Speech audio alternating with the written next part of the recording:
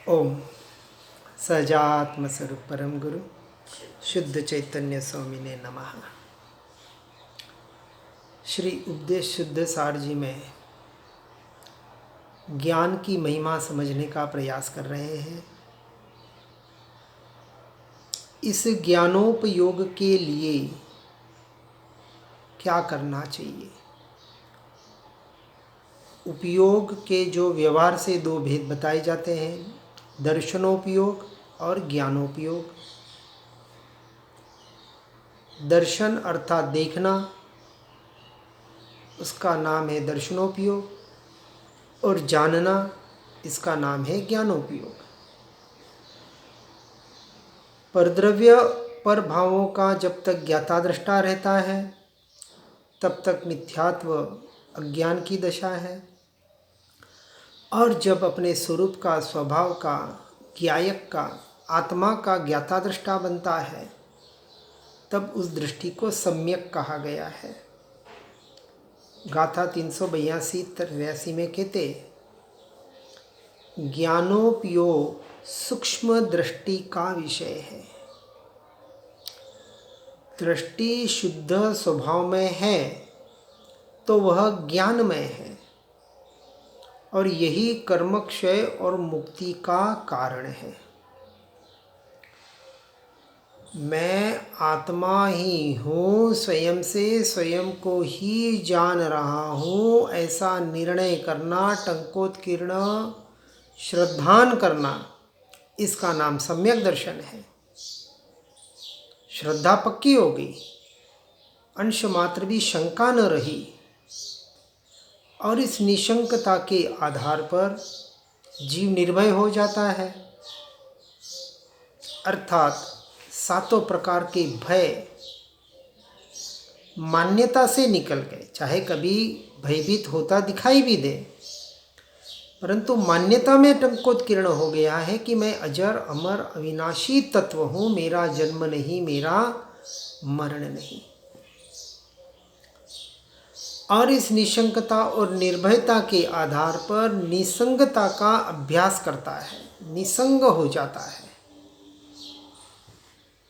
निसंगता 5वें और 6ठे गुण स्थानक में आती है, जिसे व्यवहार से देशवीरति और सर्ववीरति कहा जाता है। ये हुआ सम्यक दर्शन का आधार। और सम्यक दर्शन के आधार पर अब उसे लक्ष्य मिल गया। किसका लक्ष्य मिला? अपने ज्ञान स्वभावी भगवान आत्मा का लक्ष्य मिल गया कि परद्रव्य परभावों से हटना है, संसार से विरक्त दशा आएगी, इसलिए ज्ञान का फल विरति बताया। तो सम्यक दर्शन जैसे ही हुआ, वो उससे विरक्ति वैराग्य आना ही चाहिए। संसार में मजबूरी में रहना पड़े तो भी अनासक्त भाव से रहेगा, जैसे कीचड़ में कमल रहता है। बेहोशी की अवस्था नहीं रहेगी, वहाँ होशपूर्वक जीवन जिएगा। और जैसे ही संसार से छूटने का मौका मिला, वहाँ से छूटेगा। ये वानप्रस्थ और संन्यस्त अवस्था में आएगा ही आएगा, अपने भूमिका के अनुसार। और लक्ष्य क्या मिला? ज्ञान स्वभाव की रमणता, अपनी आत्मा की रमणता। अब सम्यक दर्शन सहित यह सम्यक ज्ञानोपयोग का उपयोग, अर्थात अपने ज्ञान स्वभाव का आश्रय लेकर निरंतर अपने ज्ञायक में, अपनी आत्मा में एकत्व करने का प्रयास और पुरुषार्थ, ये हुई साधक की साधना, सच्ची साधना। ऐसे द्रव्य दृष्टि शुद्ध स्वभाव में वह जीव ज्ञानमय हो जाता है, और यही कर्मक्षय और मुक्ति का साधन है। अन्यथा कोई उपाय इस ज्ञान गर्भित वैराग्य के मार्ग में तो नहीं है। यदि दृष्टि पर पर्यायमय है तो वह अज्ञानमय है। यदि परद्रव्य का भी ज्ञाता दृष्टा रह रहा है तो अज्ञान दशा है। इसलिए मिथ्यात्व और अज्ञान की परिभाषा बराबर समझना। मिथ्यात्व में सिर्फ मान्यता शुद्ध होती है, अर्थात मैं आत्मा ही हूँ, अन्य में कुछ भी नहीं हूँ, यह श्रद्धान में पक्का होता है। और अज्ञान दशा में मैं ज्ञानमय ज्ञायक आत्मा निरंतर ज्ञान से ज्ञान को अज्ञायक को ही जान रहा हूँ, मैं अपने में ही हूँ, इसका निर्णय होता है। वहाँ अज्ञान दशा जाती है। यदि पर्याय में भी दृष्टि है, पर के भेदों में भी दृष्टि है, पर का भी ज्ञाता दृष्टा रह रहा है, तो वह अज्ञान दशा है। और यही ज्ञान का अंतर कर्मबंध और संसार का कारण है। और यह एक समय में असंख्यात कर्मों का आश्रय करवाता है, कर्मों का बंध करवाता है। कौन सी? पर्याय दृष्टि। और यदि द्रव्य दृष्टि है तो वही द्रव्य दृष्टि एक समय में असंख्यात कर्मों की निर्जरा करवाता है। जमीन आसमान का फर्क पड़ जाता है। विचार करें, क्या करना है, निर्णय करें। इसलिए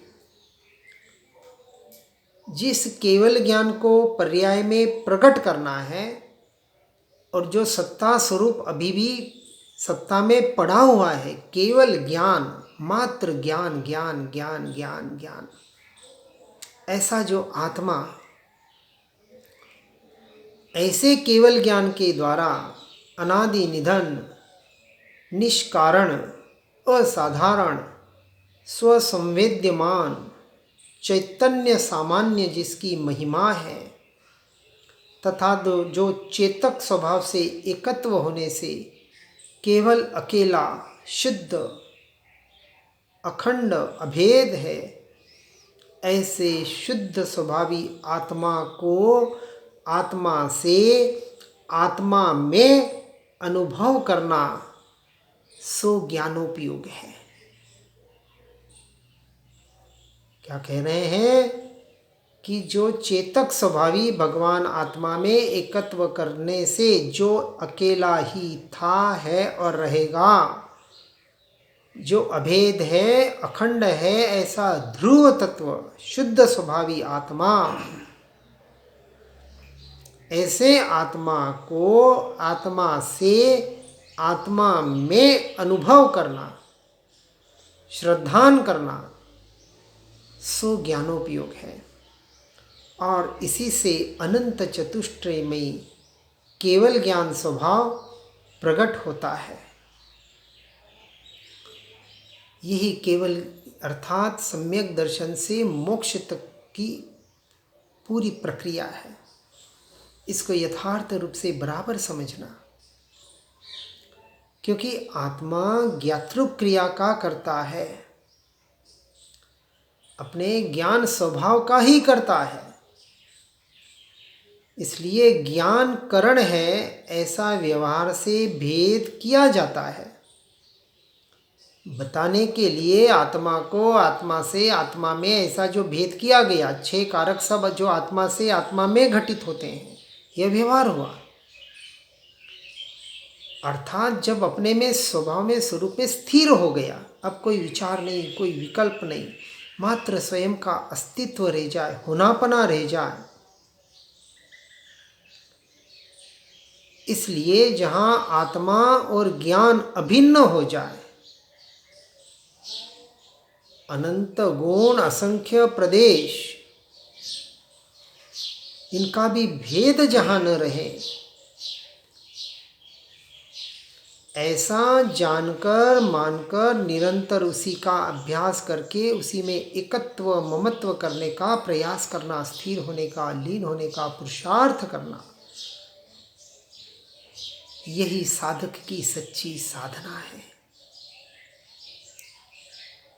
जिसका न आदि है न अंत है, तथा जिसका कोई कारण नहीं और जो अन्य किसी द्रव्य में नहीं।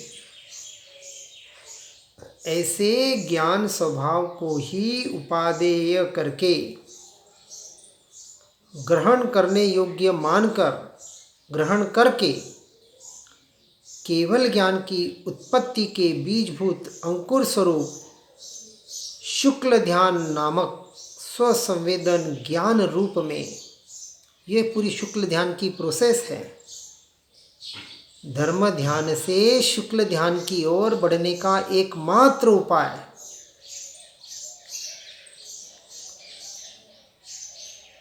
जो केवल ज्ञान का बीजभूत अंकुर है, ऐसे शुक्ल ध्यान नामक स्वसंवेदन ज्ञान रूप से जब आत्मा परिणमित होता है, तब उसके निमित्त से सर्वघाती कर्मों का क्षय होता है।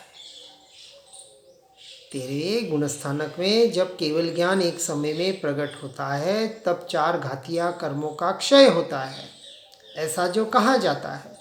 ये भी व्यवहार का कथन। आत्मलीनता एकमात्र जिसका आधार है,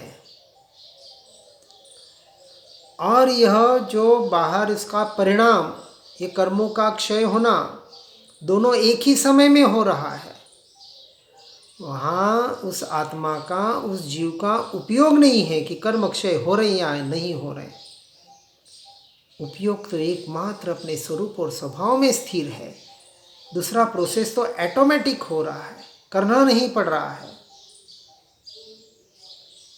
ऐसे जो 2 परिणाम एक ही समय में परिणमित हो रहे हैं, एक पुद्गल का परिणाम कर्मक्षय, ये तो पुद्गल के परिणाम, जड़ के परिणाम, और आत्मलीनता यह जीव का परिणाम। कर्मधारा ज्ञान धारा एक साथ चल रही है, और उसके निमित्त से ये सारी क्रियाएं हो रही है। ऐसा आत्मा स्वयमेव अनंत चतुष्टय स्वरूप केवल ज्ञान रूप परिणमित होने लगता है। यदि एक समय के लिए भी ऐसे ज्ञानोपयोग से हट जाता है और पर पर्याय में लग जाता है एक समय भी, तो यह ज्ञान का अंतर, यह अंतराय फिर संसार में भटकाने वाला बन सकता है। जैसे 5 पांडवों में नकुल और सहदेव का एक क्षण के लिए उपयोग गया कि हमारे भैया, बड़े भैयाओं का क्या हो रहा होगा, वहाँ 33 सागरोपम का आयुष्य बंध गया। भले देवगति मिली, भले वहाँ समकिति है, पर आयुष्य कितना बढ़ गया, 33 सागरोपम। विचार करें,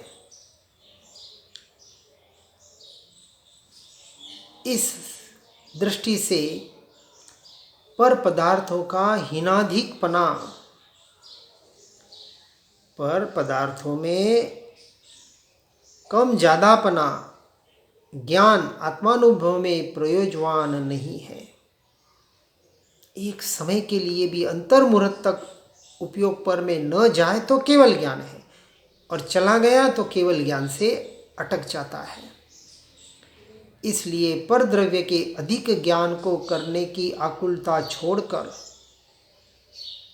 इसलिए वो उपाय बता रहे हैं कि पर द्रव्य का मैं कुछ कर सकता हूँ, या पर द्रव्य में कुछ करने की जो आकुलता है, अर्थात संसार की आकुलता से तो छूटना ही है, परंतु धर्म के नाम पर भी कुछ करने की आकुलता, व्रत, जप, तप, उपवास, ध्यान आदि, कुछ करूं, ये जो कर्तृत्व बुद्धि है, इससे अब निरंतर हमें हटना है। जब ये पता चला कि पर का मैं कुछ कर ही नहीं सकता, फिर भी करने का भाव आ रहा है और कर रहा है, तो समझना पुरुषार्थ की कमजोरी है। कर्म के उदय अभी हम पर भारी पड़ रहे हैं, फिर भी अपने सम्यक दर्शन से नहीं हटना है, क्योंकि ये चारित्र मोह का विषय है। सम्यक चारित्र आत्मलीनता को कहा। अभी आत्मलीनता नहीं हो पा रही है, उससे सम्यक दर्शन में कोई फर्क नहीं पड़ेगा। इसलिए सम्यक दर्शन से तो बिल्कुल नहीं अटकना है, चाहे चारित्र कमजोर पड़ जाए, परंतु मान्यता में तो यह पक्का रखना है कि ये जो उपयोग पर द्रव्य पर भावों में गया, ये मेरा स्वरूप नहीं, मेरा स्वभाव नहीं, ये तो पक्का करना है। परंतु यहाँ पूर्णता के लक्ष्य वाले भाव की अपेक्षा से कथन किया जा रहा है, केवल ज्ञान की अपेक्षा से। इस बात को समझना है। इसलिए कुछ करने की आकुलता छोड़कर एकमात्र आत्म अनुभव करके उस आत्मलीनता में स्थिर होने का प्रयास करना, अभ्यास करना, इसी में जीव की अर्थात मेरी भलाई है, इस बात को सदा स्मरण में रखना है। और वह स्थिति कैसे बने, तो समाधान में गाथा 384 में बताते हैं कि कर्मों के उदय से निगोद से लेकर सर्वार्थ सिद्धि विमान पर्यंत अनंत व्यंजन पर्याय तथा भावों की अपेक्षा अनंत प्रकार के अज्ञान भाव व असंख्यात प्रकार के कषाय भाव होते हैं। ये जो पर्याय में जो ये परिणमन चल रहा है, ये जो भव भ्रमण जिसे हम कहते हैं, अर्थात निगोद से लेकर सर्वार्थ सिद्धि विमान पर्यंत ये जो गति चल रही है, 4 गतियों में भव भ्रमण हो रहा है, उनमें पर्याय भावों की अपेक्षा से अनंत प्रकार के अज्ञान भाव और असंख्यात प्रकार के कषाय भाव होते हैं। यह सर्व भाव जो आत्मा से होते हैं, यह सारे पर के श्रेणी में रखने हैं। पर हैं, मैं नहीं, मेरे नहीं, वह मेरा स्वरूप नहीं, स्वभाव नहीं, ऐसा निरंतर टंकोत्कीर्ण जागृति में रखना है। यह जागृति रखना ही सम्यक दर्शन कहलाता है। मैं तो मात्र ज्ञाता दृष्टा वीतराग आनंदमय ध्रुव तत्व शुद्धात्मा ही हूँ, इसका निरंतर वहाँ स्मरण रखना है। और ऐसा जानकर जो सर्व सांसारिक अवस्थाओं से विरक्त और निश्चिंत होकर निज आत्मा के अनुभव में लीन होते हैं तथा आत्मानंद का पान करते हैं, उनके कर्मों का क्षय अवश्य होता है। उपाय बता रहे हैं कि जो पर्याय एक समय की होती है, चाहे वह स्वद्रव्य की हो या परद्रव्य की हो, इस पुद्गल की पर्याय, इसके परिणाम वह भी एक समय, और जीव की पर्याय, जीव के परिणाम वो भी एक समय के। इसलिए संयोगी पर्याय जीव पुद्गल की, यह मनुष्यादि पर्याय, ये सारी पर्यायें क्षणभंगुर है, नाशवान है, असत है, विनाशी है। इसलिए ऐसे क्षणभंगुर, नाशवान, असत पर्याय से दृष्टि को हटाकर जो एकमात्र स्वभाव की साधना करते हैं, ज्ञान स्वभाव में लीन रहने का प्रयास और पुरुषार्थ करते हैं, वही सच्चे मोक्ष मार्ग के अधिकारी बनते हैं। इसलिए जिन्हें मोक्ष मार्ग का अधिकारी बनना है, उन्हें इस बात पर चलना ही पड़ेगा। ये साधना, आराधना का मार्ग है। इसलिए आत्मा को जानने वाला धर्मी जीव, जिसको स्वसंवेदन आनंद अनुभूति सहित का एक अंश ज्ञान प्रकट हुआ है, ऐसा ज्ञानी उस अनुभव की पर्याय का भी लक्ष्य नहीं करता। सम्यक दर्शन अनुभव एक समय की बात है, कुछ क्षणों की बात है, कुछ सेकंड की, मिनट की, आगे आगे जैसे दशा बढ़ती है। लेकिन उस दशा पर भी जिसका लक्ष्य नहीं है, उपयोग नहीं है, जिसका उपयोग लक्ष्य एकमात्र ज्ञायक में है, अपनी आत्मा में स्थिरता के ऊपर है, वह एक समय की पर्याय के पीछे विराजमान सकल निरावरण अखंड एक प्रत्यक्ष प्रतिभास में अविनश्वर ऐसे शुद्ध परम पारिणामिक लक्षण निज परमात्म तत्व का ही ध्यान करता है, उसे ही अपने दृष्टि का विषय बनाता है। और यही साधक की सच्ची साधना है। हमें भी यही साधना करनी है। अन्य साधना में अब नहीं भटकना है। अनादिकाल से बहुत भटक लिए, अब नहीं भटकना है। इसलिए इस बात को बराबर यहाँ ध्यान रखना है और इस अपेक्षा से हमारी साधना करनी है। हर जीव इस साधना को सुनकर समझकर अपने उपयोग को परद्रव्य प्रभावों से हटाकर स्वद्रव्य और स्वभाव में ही ले जाने का प्रयास और पुरुषार्थ करे। इसी भावना के साथ ओम नमः सिद्धम।